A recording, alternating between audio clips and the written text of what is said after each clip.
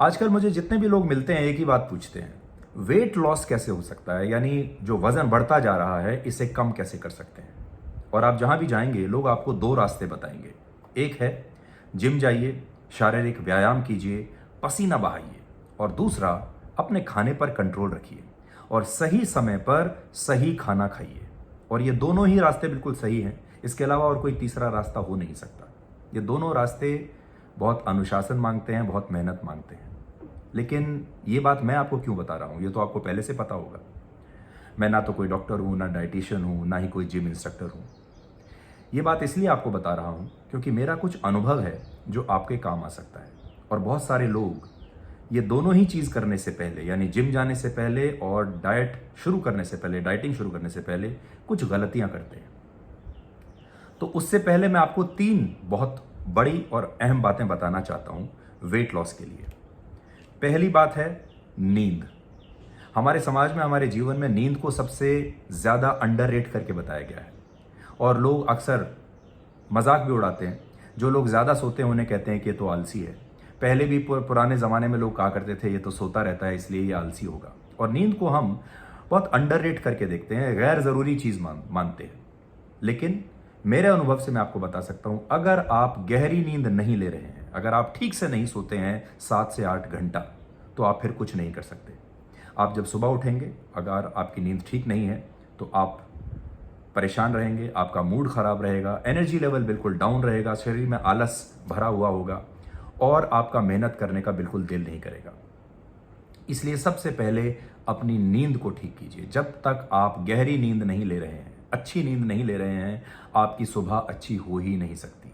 और अगर आपकी सुबह अच्छी नहीं है तो फिर आप ना तो जिम ठीक से कर पाएंगे, ना व्यायाम कर पाएंगे और ना ही अपनी डाइटिंग कर पाएंगे। दूसरी बात, सोशल मीडिया और आपका मोबाइल फोन, ये नींद से जुड़ा हुआ है। अगर आप अपने फोन का सोने से पहले काफी इस्तेमाल करते हैं, लगातार वीडियोस देखते रहते हैं, रील्स देखते रहते हैं और फोन को छोड़ नहीं पाते, आदत लग चुकी है, तो आपकी नींद कभी अच्छी नहीं हो सकती। इसलिए सोने से 1 से 1.5 घंटा पहले अपने मोबाइल फोन को त्याग दीजिए और मोबाइल फोन देखना बंद कर दीजिए। मैं तो कहूंगा दिन में भी आपको मोबाइल फोन कम देखना चाहिए, कम सोशल मीडिया पर रहिए। इससे आपका जीवन खुशी से भी भरेगा, नकारात्मकता कम आएगी और आपकी जो एकाग्रता है वो बढ़ जाएगी। सोने के लिए भी एकाग्रता बहुत जरूरी है। इसलिए सबसे पहला नींद, उसके बाद मोबाइल फोन कम इस्तेमाल कीजिए और तीसरी बात है दर्द, एंगर, गुस्सा। लेकिन मैं इसे नेगेटिव तरीके से नहीं आपको बता रहा हूं। क्या आपने अपने सीने में, अपने दिल में कभी दर्द महसूस किया है?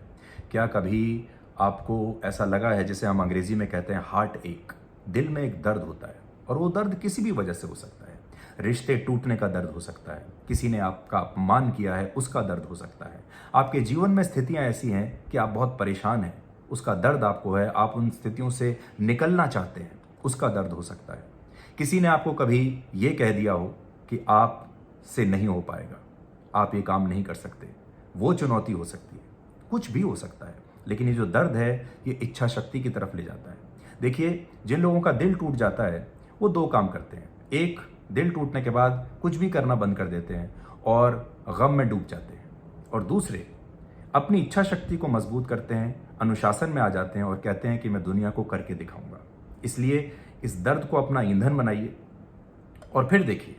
तो ये 3 चीजें अगर आपने कर ली, अगर आपने नींद अच्छी ले ली, सोशल मीडिया से दूरी बना ली और अगर आपके सीने में कोई दर्द है उसे अपना ईंधन बना लिया, तो आप देखिए, आप सुबह उठते ही सबसे पहले व्यायाम करने के लिए भागेंगे, जिम करेंगे और अच्छा खाना खाएंगे और आपका अपना समय बर्बाद करने का दिल ही नहीं करेगा, मन ही नहीं करेगा। आप किसी से शेयर मत कीजिएगा, क्योंकि ये जो टिप मैं आपको दे रहा हूं अपने अनुभव से दे रहा हूं और ये सिर्फ आपके लिए है, याद रखिएगा। और अगर आपको आज भी दर्द महसूस नहीं होता है तो फिर यादों की दुनिया में जाइए। यादों की दुनिया में आपको दोनों चीजें मिलेंगी, दर्द भी मिलेगा और खुशियां भी मिलेंगी। यादें मेरा सबसे मनपसंद सब्जेक्ट है। यादों के ऊपर अगली बार बात करेंगे, लेकिन अभी जो मैं आपको बता रहा हूं इतना कर लीजिएगा और किसी को बताइएगा मत, क्योंकि थोड़े दिन के बाद लोग आपसे पूछने लगेंगे कि अब आप बदल गए हैं। आपने सुना होगा ना, सफल लोगों को लोग कहते हैं अब तुम पहले जैसे नहीं रहे, अब तुम बदल गए हो।